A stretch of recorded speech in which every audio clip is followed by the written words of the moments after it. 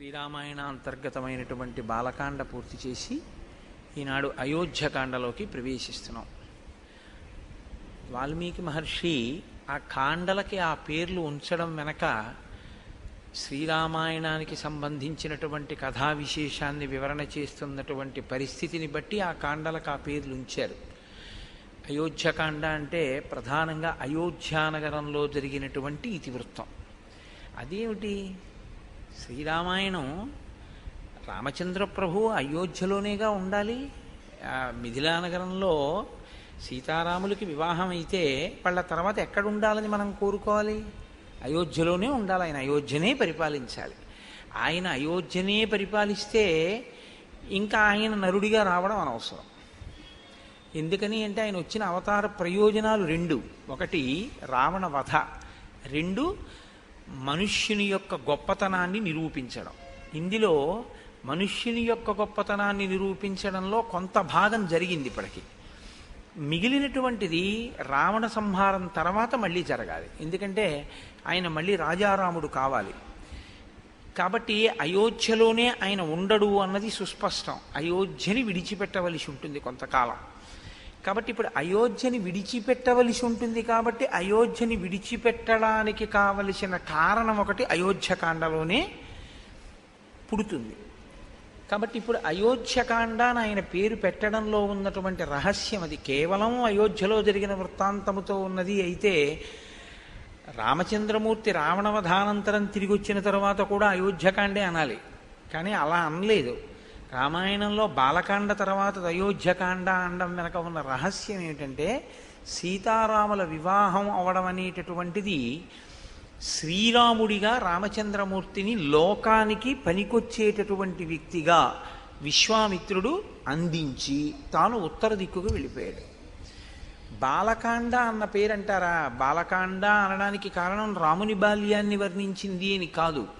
ప్రధానంగా బాలుడు అంటే అందుకే గణపతిని ఎప్పుడూ కూడా బాలుడిగా చెప్తారు తప్ప గణపతికి, సుబ్రహ్మణ్యుడికి, వీళ్ళకి యవ్వనంలో ఉన్నవాళ్ళు, వృద్ధాప్యంలో ఉన్న వాళ్ళ కింద చెప్పరు. అసలు ఎప్పుడు బాలుడి కిందే చెప్తారు. బాలుడి కింద ఎందుకు చెప్తారో తెలుసా అండి? బాలుడి కింద చెప్పడానికి ఒక లక్షణం చెప్తారు పెద్దలు. ఇప్పుడు కోపం వస్తుంది పిల్లాడికి, ఏదో నాన్నగారు కాజా ఇవ్వలేదు, కోపం వస్తుంది. ఆ కోపం ఎంతసేపు ఉంటుంది అంటే మనం చెప్పలేము. 2 నిమిషాలు 3 నిమిషాలు ఉంటుంది, పోతుంది. పోయి మళ్ళీ నాన్నగారండి నాన్నగారండి అని వాడే వచ్చేస్తాడు. ఇందాక కోపపడ్డావు కదరా అంటే అసలు ఆ కోపపు ఛాయి కూడా వాడి మనసులో ఉండదు. వాడు నవ్వుతాడు అంతే. వాడికి ఏం జ్ఞాపకం కూడా ఉండదు. నిన్న నాన్నగారు కాజా తేలేదు, నేను నాన్నగారి మీద కోపం పెట్టుకున్నానన్న విషయం కూడా వాడి స్మృతిలో ఉండదు. అంతగా బాలురు ఎలా ప్రవర్తిస్తారో అలా మనం చేసేటటువంటి తప్పిదములను మన్నించి మన కార్యములకు విఘ్నములను తీసేస్తారు. కాబట్టి విఘ్నేశ్వరుడు బాలుడు, విశ్వామిత్రుడు బాలుడు. విశ్వామిత్రుడు బాలుడు అంటే అంత స్వచ్ఛమైనటువంటి హృదయము కలిగినటువంటి వాడు, బ్రహ్మర్షిత్వమును పొందినవాడు.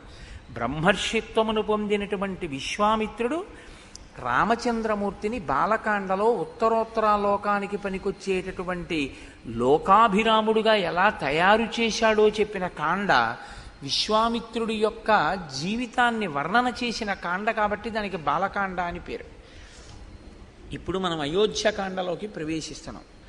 అయోధ్యకాండ తిక్కన గారి మాటల్లో చెప్పాలంటే ఊర్జిత కథోపేతంబు అంటారు. తిక్కన గారు మహాభారతంలో విరాట పర్వాన్ని ఆంధ్రీకరిస్తూ దాన్ని ఊర్జిత కథోపేతంబు అన్నారు. ఊర్జిత కథోపేతము అంటే ఏమిటో తెలుసా అండి? మంచి బిగితో కూడి ఉంటుందన్నమాట. అంటే నేను తేలిగ్గా మీకు అర్థమయ్యేటో మాట అనాలంటే సస్పెన్స్ అంటే బాగా తెలిసిపోతుంది. ఊర్జితము అంటే ఏం జరుగుతుంది ఏం జరుగుతుంది అని ఉత్కంఠ. అన్నీ బాగున్నట్టుంటాయి కానీ ఎక్కడో ఏదో జరిగిపోతోందని అనుమానం. ఇది ఎటువైపు నుంచి వస్తుంది అన్నది తెలియదు. సాఫీగా నడిచిపోతున్నటువంటి కథ ముడిపడడం మొదలవుతుంది. ముడిపడి ఇది ఎలా ఎక్కడ తేలుతుంది ఎలా తేలుతుంది అని శ్రోతయందు ఒక ఉత్కంఠని సృష్టిస్తుంది. అలా సృష్టించడం ఎక్కడ మొదలైందో దాన్ని ఊర్జిత కథ అని పిలుస్తారు. బాలకాండ ఊర్జిత కథ కాదు యథార్థానికి. ఎందుకంటే అసలు కొడుకులు లేరు, అశ్వమేధం చేస్తానంటే కొడుకు ఉడతాడా పుట్టడా అని మీకు అనుమానం ఏం లేదు. ఎందుకు లేదంటే వెంటనే సుమంత్రుడు చెప్పేశాడు, నేను విన్నానయ్యా ఇంతకుముందే బ్రహ్మమానసపుత్రుడు సనత్కుమారుడి దగ్గర నీకు కొడుకు ఉడతాడని చెప్పేశాడు. ఋష్యశృంగుడు ఆశీర్వచనం చేసేశాడు, వశిష్ఠుడు ఆశీర్వచనం చేసేశాడు. కాబట్టి కొడుకులు పుట్టేస్తారు. కాబట్టి అందులో ఊర్జిత కథ అనడానికి ఏముంటుంది? బాలకాండలో ఏం ఉండదు. అయోధ్యకాండ దగ్గరికి వచ్చేటప్పటికి ఊర్జిత కథ. అయోధ్యకాండ ఊర్జిత కథగా మనకి ప్రయోజనం ఏమిటో తెలుసా అండి? మనం గృహస్థాశ్రమంలో ఉన్నటువంటి వాళ్ళం. గృహస్థాశ్రమం అనేటటువంటిది బ్రహ్మచర్యము తర్వాత స్వీకరింపబడేటటువంటి ఆశ్రమం. ఈ గృహస్థాశ్రమంలో ప్రధానంగా పురుషుడు లేదా యజమాని లేదా జీవుడు ఏం చేయాలంటే అర్ధకామములను ధర్మబద్ధం చేసుకుని వైరాగ్యాన్ని సంతరించుకునే ప్రయత్నం చెయ్యాలి. కాబట్టి ధర్మమంతా గృహస్థాశ్రమంలోనే ఉంటుంది. పట్టుకోవలసింది, అనుష్ఠించవలసింది అంతా ఇక్కడే. బ్రహ్మచారిగా ఉన్నప్పుడు ఏమిటంటే గురువుగారి దగ్గర నేర్చుకోవడం ఒక్కటే ధర్మం, అంతే. అంతకు మించి ఇంకా బ్రహ్మచారికి ఏముంటుంది? ఇంకేం ఉండదు ఆయనకి. కానీ గృహస్థాశ్రమంలోకి వచ్చేటప్పటికి చాలా జటిలంగా ఉంటుంది ఆ స్థితి. చాలా జాగ్రత్తగా ఉండవలసి ఉంటుంది గృహస్థాశ్రమంలో. కాబట్టి ఇప్పుడు రాముడు గృహస్థాశ్రమ ప్రవేశం చేశాడు, సీతాదేవిని చేపట్టాడు. కాబట్టి ఇప్పుడు రాముడు ఒక గృహస్థుగా ఎలా ప్రవర్తించి చూపిస్తాడు. ఇప్పటి వరకు ఒక బ్రహ్మచారిగా ఆయన తల్లితో తండ్రితో గురువుతో, తల్లితో తండ్రితో ఆయన ఎంతవరకు సమన్వయం చెందాడు, ఏం మాట్లాడాడు అన్నది పెద్ద అవకాశం మనకి లేదు తెలుసుకోవడానికి. అంతఃపురంలో ఏదో పిల్లలతో మాట్లాడతారు, అది పెద్ద విశేషమేం కాదు. కానీ గురువుగారి దగ్గర ఉండి నేర్చుకున్నది ఏదుందో అది ప్రధానం.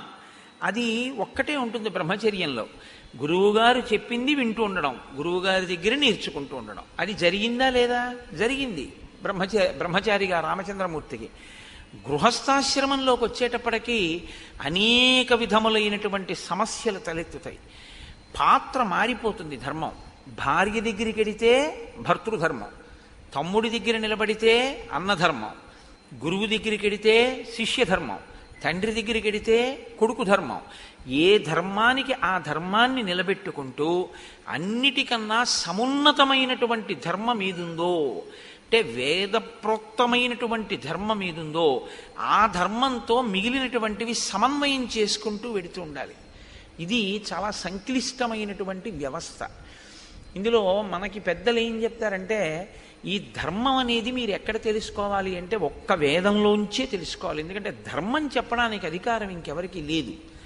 నేను ధర్మం చెప్తానండి అంటే నాకేం అధికారం లేదు ధర్మం చెప్పడానికి. నీ చెప్పింది ధర్మం అవదు, వేదం చెప్పింది ధర్మం అవుతుంది. వేదం చెప్పింది ధర్మం అయితే వేదం చదివి తెలుసుకోగలిగినటువంటి ప్రజ్ఞ ఇవాళ ఎంతమందికి ఉంటుంది? వేదంలో ధర్మం ఇలా ఉంది అని మనం ఎలా చెప్పగలం? చెప్పలేం. కాబట్టి ఋషులు ఏం చేశారంటే స్మృతులు కింద తీసుకొచ్చారు. గౌతముడు ఒక స్మృతి రచన చేశాడు, దాన్ని గౌతమ స్మృతి అంటారు.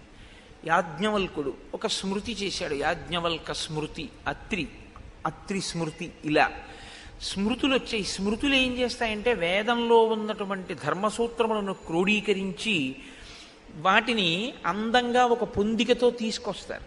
దానికి స్మృతి అని పేరు. శృతి స్మృతి రెండు విరుద్ధంగా ఉండవు.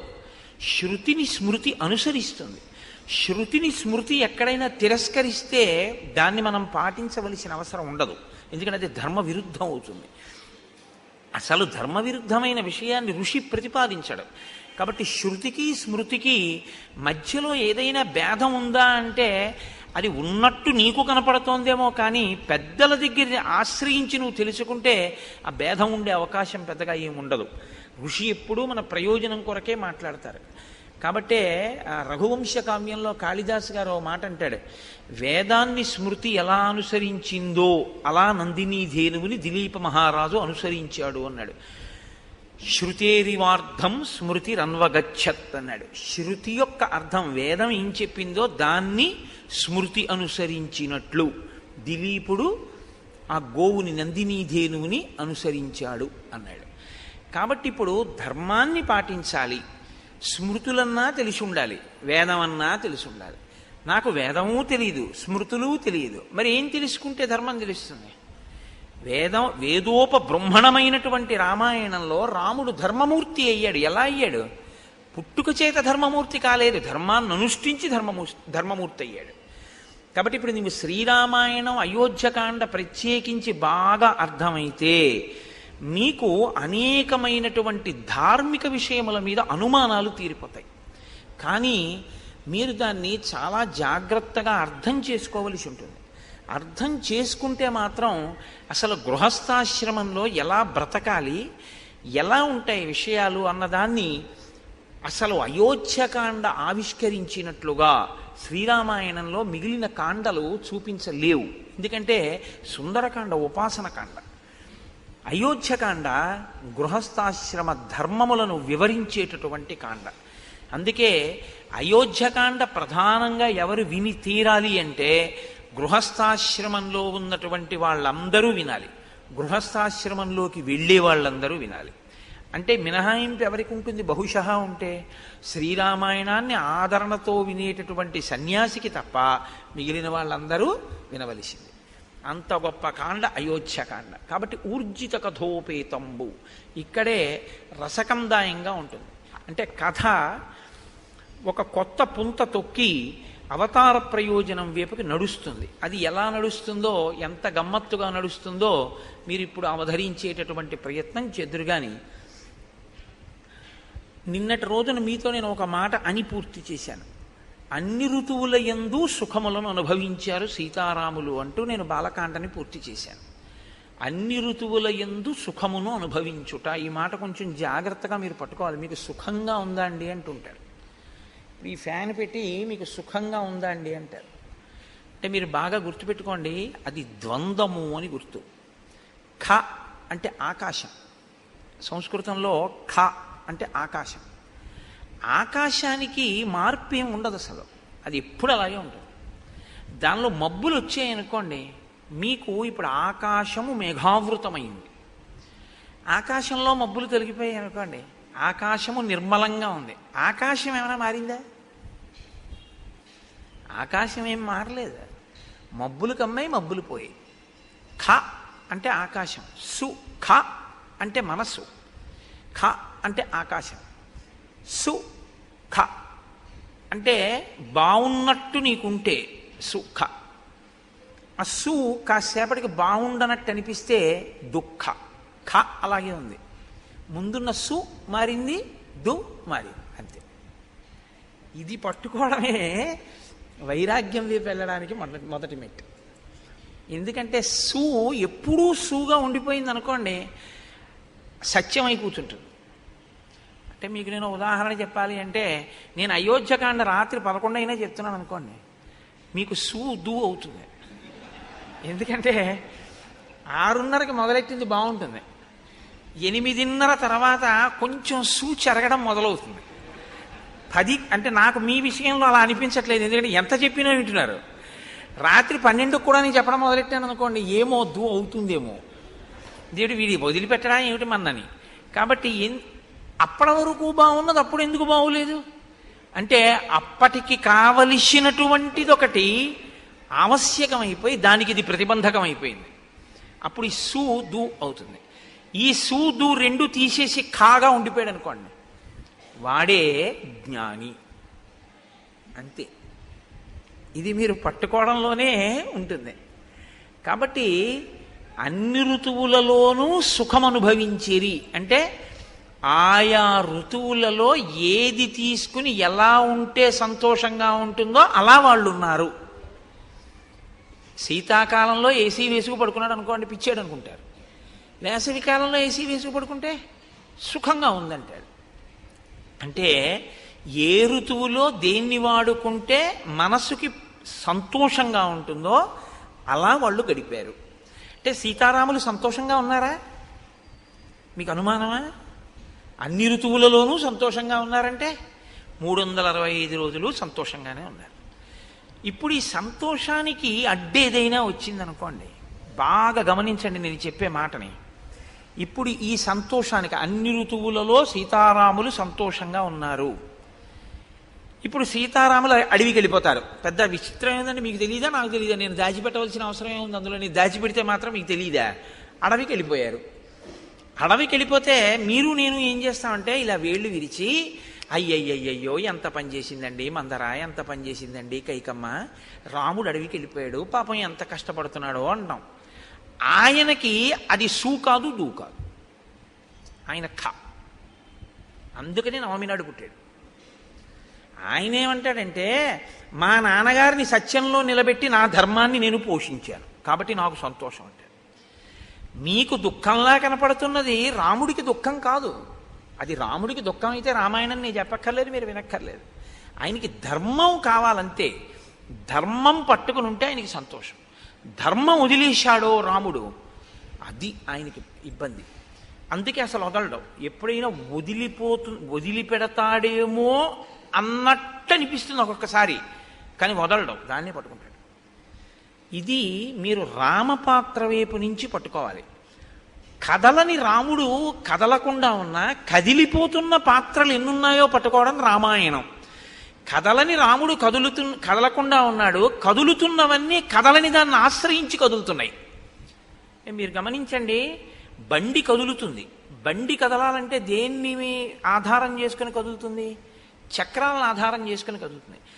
చక్రాలు దేనికి బిగింపబడి ఉంటాయి? ఒక ఇరుసుకుంటాయి. ఇరుసలా ఉండి చక్రాలు తిరుగుతూ ఉంటాయి. ఒక తిరగనిది తిరుగుతున్న దాని మీద ఉంటుంది. కదలని బండి కదులుతున్న చక్రాల మీద ఉంటుంది. కదులుతున్న చక్రాల వల్ల బండి కదులుతూ ఉంటుంది తప్ప అసలు అది కదలదు. లేదా కదలని దాన్ని ఆధారం చేసుకుని కదులుతూ ఉంటాయి చక్రాలు. అప్పుడు మీరు ఇరుసు కదలటం లేదు, చక్రాలు బిగింపబడి ఉన్నాయనుకుంటే. అలా లోపల కదలని రాముణ్ణి ఆధారం చేసుకుని కదిలిపోతున్న పాత్రలు కదిలిపోవడం మొదలవుతాయి అయోధ్యకాండ నుంచి. ఇంకా ఇది అయోధ్యకాండ నుంచి మీరు ఆ కోణంలో చూడవలసినటువంటి ఒక దృక్కోణం రామాయణాన్ని. అందుకని ఈ కదలికని చూపించడం, గచ్చతా కదులుతున్నాయి, ఇక నుంచి నువ్వు జాగ్రత్తగా కదులుతున్నాయంటే కదలనిదేది, కదులుతున్నదేవి, ఇది చూడటం నేర్చుకో. ఇది వాల్మీకి హృదయం. గచ్చత అని మొదలెట్టారు ఆయన. గచ్చత అంటే వెళ్ళిపోయెను, వెడలిపోయెను అన్న మాటతో మొదలు పెట్టారంటే అది కదలిక. వెళ్ళడం అంటే కదలిక కదండి. ఈ కదలిక ఏ కదలని దాన్ని ఆధారం చేసుకుని కదలడం మొదలు పెట్టాయన్నీ. ఇది నువ్వు పట్టుకోగలిగితే కదలని వాడెవడో, దేని వలన కదలడో నువ్వు పట్టుకోగలవు. ఇది అయోధ్యకాండలో మీరు చాలా జాగ్రత్తగా పరిశీలించాలి. అలా కదలకపోవడానికి కారణం ఏమిటంటే ఆయన పట్టుకున్న ధర్మం రాముడిది. ఇప్పుడు గచ్చతామాతులకులం భరతేన తదానఘ శత్రుఘ్నో నిత్యశత్రుఘ్నో నీత ప్రీతి పురస్కృత. గచ్చతా మాతుల కులం. మాతుల కులం అంటే మేనమామ గారి ఇల్లు. భరతుని యొక్క మేనమామ యుధాజిత్, కేకయరాజు యొక్క కుమారుడు. యుధాజిత్ పెళ్లికే వచ్చాడు. జనక మహారాజు గారి యొక్క నగరానికి, మిథిలా నగరానికి వచ్చాడు. వచ్చి పెళ్ళి అయిపోగానే భరతుణ్ణి శత్రుఘ్నుణ్ణి నేను తీసుకెళ్తానని అడిగాడు. లేదా భరతుడు భరతుణ్ణి అడుగుతాడు కదండి, శత్రుఘ్నుణ్ణి అడగాడు. ఎందుకంటే భరతుడు కదా మేనల్లుడు. కాబట్టి భరతుణ్ణి అడుగుతాడు, ఒరే నిన్ను తీసుకెళ్దామని వచ్చాను రా, నీ పెళ్ళి అన్నారు అక్కడికి వచ్చాను, పెళ్ళి అయిపోయింది కదా, ఏదో నిన్ను తీసుకెళ్ళి సరదాగా నీతో గడపాలనుంది నాకు కొన్నాళ్ళు, అందుకు వచ్చాను, కాబట్టి నిన్ను తీసుకెళ్దాం అనుకుంటున్నాను అంటే భరతుడు తప్పకుండా వస్తాను మామయ్య అంటే కదా దశరథుడిని అడగడం వెళ్తానని. మీరు బాగా ఆలోచించండి. ముందు అసలు భరతుడు ఒప్పుకుంటే కదండి దశరథ మహారాజు గారిని అడగడం. దశరథ మహారాజు గారు భరతుడిని పిలిచి నువ్వు మీ మేనమామ ఇంటికి వెళ్ళిపోని అనరు. ఎందుకనరు? ఒక్కటే కారణం, కొత్తగా పెళ్ళయింది. తన భార్యతో కలిసి వచ్చాడు అయోధ్యకి, మాండవితోటి. శత్రుఘ్నుడు శృతకీర్తితో వచ్చాడు. పిలిచి ఒరే మీ ఇద్దరు మేనమామ ఇంటికి వెళ్ళండి రా అని ఎందుకంటాడు ఆయన మధ్యలో? అనడు. కాబట్టి ఇప్పుడు యుధాజిత్తు భరతుడిని అడిగాడు, భరతుడు దశరథుడిని అడిగాడు, దశరథుడు వెళ్ళన్నాడు. ఇది ఊర్జిత కథోపేతంబు. అలా అంటాడా ఏ తండ్రి అయినా? ఇప్పుడేమిట్రా మేనమామ ఇంటికి, మొన్ననే కదా పెళ్ళయింది, కొత్తగా నలుగురు వచ్చారు, కోడళ్ళు, ఏదో సంతోషంగా ఉన్నాం కదా, ఇప్పుడు నువ్వు వెళ్ళిపోతానంటా ఏమిటి? పైగా మీరు ఆలోచించండి, భరతుణ్ణి దశరథుడు పంపించేశాడు అనుకోండి. బాగా ఆలోచించండి మీరు. భరతుణ్ణి సరే వెళ్ళు మేనమామ ఇంటికి అన్నాడు.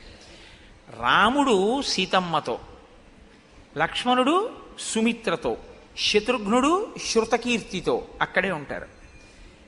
కొడుకు కోడలు కూడా లేకుండా ఉండిపోయింది ఎవరై ఉంటారు? కైకమ్మ అయి ఉంటుంది. కైకమ్మ అంటే దశరథ మహారాజు గారికి మహా ఇష్టం, ముగ్గురు భార్యల్లో ప్రియపత్ని ఆయనకి. ఇప్పుడు ప్రియపత్ని దగ్గరికి ఆయన రోజు రాత్రి అక్కడికే వెడతాడు, పెద్ద భార్య దగ్గరికి కూడా వెళ్ళాడు. కౌసల్య చెప్పింది ఆ మాట. కైకమ్మ దగ్గరికి వెడితే కైకమ్మ ఏముంటుంది, ఏమండే వాడినేమో మీరు పంపించేశారు, ఇల్లు చిన్నబోయింది, కొడుకు లేడు కోళ్ళు లేదు, వాళ్ళిద్దరూ సంతోషంగా ఉన్నారు, నేను చూడండి ఎలా ఉన్నానో అంటుందా? అందా? కాబట్టి కైకమ్మని అడగకుండా సరే నువ్వు వెళ్ళిపో అంటాడా? అన్నాడు. భరతుడు ఏం చేశాడు? సరే మామయ్య నీతో వచ్చేస్తానని తను వెళ్ళిపోయాడు. వెళ్ళిపోతూ ఏం చేశాడు? శత్రుఘ్నుని తీసుకెళ్ళిపోయాడు. అసలు మొదటి శ్లోకంలో ఉందండి పట్టంతా అయోధ్యకాండలో. గచ్చతా మాతుల కులం భరతేన తథానగ శత్రుఘ్నో నిత్యశత్రుఘ్నో నీత ప్రీతి పురస్కృత. తీసుకెళ్లేటప్పుడు ఎలా తీసుకెళ్ళాడు శత్రుఘ్నుణ్ణి? అత్యంత ప్రీతితో తీసుకెళ్ళాడు. అత్యంత ప్రీతితో తీసుకెళ్ళడం దోషం కాదు, కానీ శ్రీరామాయణాన్ని మీరు జాగ్రత్తగా పరిశీలనం చేస్తే మాండవి శృతకీర్తి కూడా భరత శత్రుఘ్నులతో యుధాజిత్ ఇంటికి వెళ్ళినట్టు కనపడదు. భరతుడు తన మేనమామ ఇంటికి వెళ్తున్నాడు, శత్రుఘ్నుడికి యుధాజిత్తు మేనమామ కాడు. కానప్పుడు శత్రుఘ్నుడిని భరతుడు ఎలా పిలిచాడు? రమ్మని పిలిచాడు. పో. శత్రుఘ్నుడు ఎలా వెళ్ళిపోయాడు? వెళ్ళిపోయిన వాడు ఇప్పుడు రమ్మన్నాడు, ఏమిటి రమ్మని బాగుంటుందా అని ఏమాత్రం అనుకోకుండా ప్రీతితో వెళ్ళిపోయాడు, ప్రీతితో తీసుకెళ్ళిపోయాడు. అంటే భరత శత్రుఘ్నుల మధ్య ఉన్న అన్యోన్యత ఎంత గొప్పదంటే, భరతుడు ఎక్కడుంటే శత్రుఘ్నుడు ఎక్కడ ఉంటాడు. కథని కథగా వినండి అంతే మీరు. నేను అదే మీకు మనవి చేసింది, శ్రీరామాయణాన్ని మీరేం పెద్ద చిలవలు పలవలు చెయ్యక్కర్లేదు, కథని కథగా వినండి, అది అమృతఫలం అంతే. ఎందుకంటే అది జరిగిన కథ, వాల్మీకి మహర్షి ఆచమనం చేసి దర్శనం చేసి రాశారు. మళ్ళీ మీరెందుకు దానికి కొత్త వన్నెలద్దడం ఏం అక్కర్లేదు, ఉన్నవి వినండి చాలు. ఉన్నది వింటే మీకు అమృతం లభిస్తుంది. అవతార ప్రయోజనం నెరవేరడానికి కథ ఎలా బిగుస్తోందో చూడండి. ఇప్పుడు వీళ్ళిద్దరి మధ్య సఖ్యత ఉంది. మిగిలిపోయిన వాళ్ళిద్దరెవరు? రామలక్ష్మణులు మిగిలిపోయారు. వాళ్ళిద్దరు ఎక్కడున్నారు? అయోధ్యలో ఉన్నారు. వాళ్ళిద్దరి భార్యలు ఎక్కడున్నారు? అయోధ్యలో ఉన్నారు. భరత శత్రుఘ్నుల భార్యలు ఎక్కడున్నారు? అయోధ్యలోనే ఉన్నారు. పంపించిన దశరథుడు ఏదైనా మనస్సులో వాళ్ళు ఇక్కడ ఉండడం ఇష్టం లేక పంపాడా? వెళ్ళిపోయిన వాళ్ళు పెళ్ళవగానే ఏదైనా మనస్సు మారి మనం ఇక్కడ ఎందుకు, మనం మేనమామ ఇంటికి వెళ్ళిపోదామని వెళ్ళారా? ఇప్పటి వరకు ఇలాంటి అనుమానాలు ఏమి లేవు రామాయణంలో కదండి.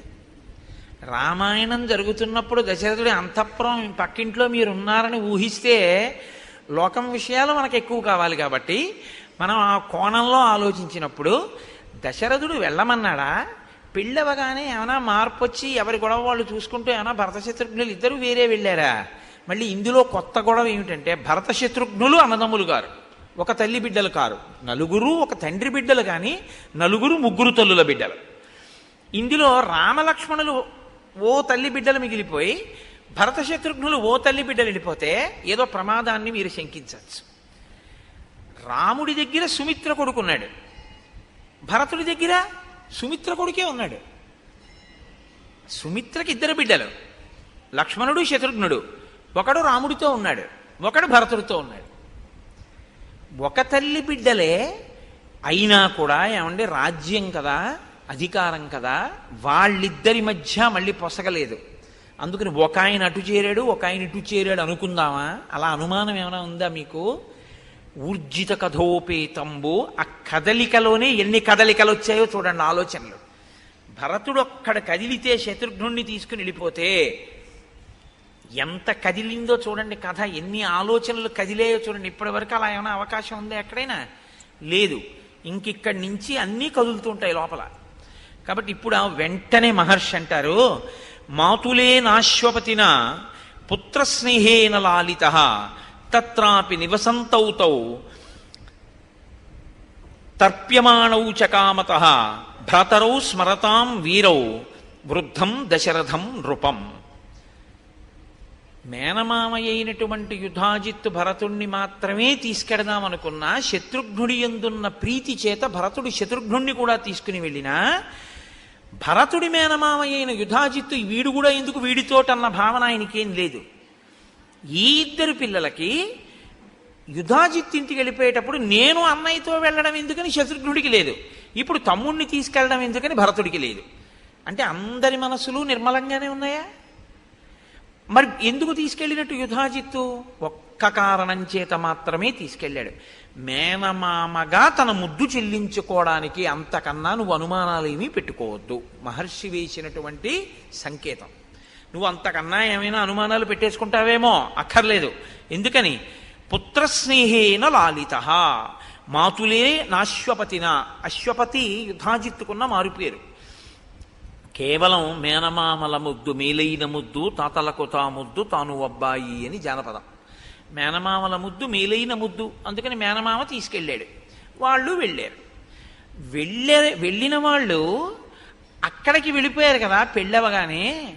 మరి భార్యల మీద కానీ తండ్రి మీద కానీ వాళ్ళంతా ప్రేమ లేని వాళ్ళ? మరి రామలక్ష్మణులు ఉన్నారు, వాళ్ళిద్దరు వెళ్ళిపోయారు. తల్లిదండ్రుల మీద ఏమండి మీరు ఏమైనా చెప్పండి కానీ రామలక్ష్మణులకి ప్రీతి ఎక్కువ, అందుకే వాళ్ళు పాపం ఎప్పుడు విడిచిపెట్టి వెళ్ళలేదు. వాళ్ళిద్దరూ మాత్రం చూడండి తగుదనమ్మా అని మేనమామ గారి ఇంటికి వెళ్ళిపోయారని మీరు అంటారేమో. వెంటనే మహర్షి అంటారు, సర్వ ఏవతు తస్యేష్టా చత్వారః పురుషర్షభాః స్వశరీరాబ్దినిర్వృత్తాః చత్వార ఇవ బాహవః.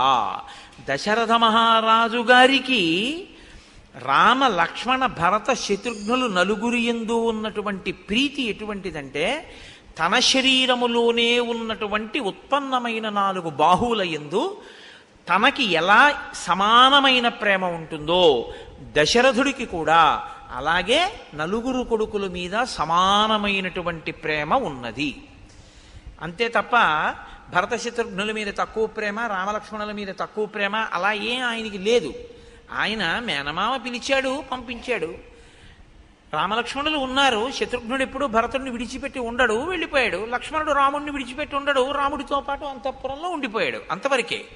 కాబట్టి భ్రాతరౌ స్మరతాం వీరో వృద్ధం దశరథం నృపం. వెళ్ళిన భరత శత్రుఘ్నులు ఎప్పుడూ దశరథ మహారాజు గారిని తలుచుకుంటూ ఉంటారు. ఎందుకు తలుచుకుంటూ ఉంటారు అంటే, నాన్నగారు పెద్దవారు అయిపోయారు, అది కారణం. వృద్ధం, అరే నాన్నగారు పెద్దవారు అయిపోయారే, మనం మామయ్య ఇంటికి వచ్చాం, సంతోషంగా గడుపుతున్నాం. కానీ పెద్ద ఆయన పాపం నాన్నగారి దగ్గర మనం ఉంటే నాన్నగారు సంతోషించి ఉండేవారు, నాన్నగారికి మనం శుశ్రూష చేసి ఉండేవాళ్ళం, ఇక్కడికి వచ్చాం, పెద్దవారు నాన్నగారు ఎలా ఉన్నారో అని వాళ్ళు నాన్నగారిని తలుచుకుంటూ ఉంటారు తప్ప వాళ్ళకి ఇంకా ఏ విధమైనటువంటి అన్యమైన ఆలోచన వాళ్ళకి లేదు. దశరథుడికి ఉన్నట్టు కనపడదు, యుధాజిత్తుకి లేదు, రామలక్ష్మణులకి లేదు, కానీ కదిలారు. కదలిక మాత్రం సంభవించింది. తేషామపి మహాతేజ రామో రతికర పితుః స్వయంభూరివ భూతానాం బభూవ గుణవత్తరః. ఈ అంతఃపురంలో రామలక్ష్మణులు ఉన్నప్పుడు దశరథ మహారాజు గారు పరిపూర్ణమైనటువంటి తృప్తిని పొందుతున్నాడు. ఎందుకు పొందుతున్నాడు అంటే, నలుగురు కొడుకులైనా అందులో పెద్దవాడైనటువంటి రామచంద్రమూర్తి యొక్క గుణముల శోభ అటువంటిది. మహాతేజ, గొప్ప తేజోవంతుడు. రామో రతికర పితుః, తండ్రికి సర్వకాలములయందు తృప్తిని కలిగించేటటువంటి మనస్తత్వం ఉన్నవాడు. స్వయంభూరివ భూతానాం బభూవ గుణవత్తరః. ఆయన పరాక్రమశాలి, పైగా అందరి చేత కూడా అన్ని భూతములకు కూడా ప్రీతిపాత్రుడు. అటువంటి రాముడు అంతఃపురంలో ఉన్నాడు. సహి రూపోపపన్నశ్చ వీర్యవాననసూయకః భూమా వనుపమ సూనుః గుణైర్దశరథోపమః. ఆయన గొప్ప రూపవంతుడు రామచంద్రమూర్తి, వీర్యవంతుడు. వీర్యవంతుడు అన్న మాటని మీరు కొంచెం జాగ్రత్తగా అర్థం చేసుకోవాల్సి ఉంటుంది. వీర్యవాన్ అని సంస్కృతంలో ఎందుకంటారంటే, వీర్యవాన్ అంటే అర్థం ఏమిటంటే, శత్రువులతో యుద్ధం చేసేటప్పుడు తాను లోపల ఏ విధంగానూ నీరసపడకుండా, అంటే 1000 మంది వచ్చి మీద పడ్డారనుకోండి, కొట్టేస్తే మళ్ళీ 1000 మంది వచ్చారనుకోండి, ఇలా ఎంతసేపు యుద్ధం చేయని ఇలా వచ్చి మీద పడుతూనే ఉన్నారని లోపల తాను కుందకుండా ఎంతో ప్రీతితో రెట్టించిన ఉత్సాహంతో లోపల తనని తాను నిలబెట్టుకుంటూ ఎదుటివాడితో పోరాటం చెయ్యగలిగినటువంటి వీరుణ్ణి వీర్యవాన్ అని పిలుస్తారు. కాబట్టి అటువంటి వీర్యవంతుడైన అనసూయకః, ఇతరుల మీద అసూయతో ఉండేటటువంటి లక్షణం ఉన్నటువంటి వాడు కాడు. భూమా వనుపమ సూనుః, ఈయన పోల్చి చెప్పడానికి వీలు లేనటువంటి కుమారుడు. గుణైర్ దశరథోపమః, దశరథుని యొక్క కుమారుడైనటువంటి రామచంద్రమూర్తి అన్ని గుణముల చేత. శ్రీరామాయణ అంతర్గతమైనటువంటి బాలకాండ పూర్తి చేసి ఈనాడు అయోధ్యకాండలోకి ప్రవేశిస్తున్నాం. వాల్మీకి మహర్షి ఆ కాండలకి ఆ పేర్లు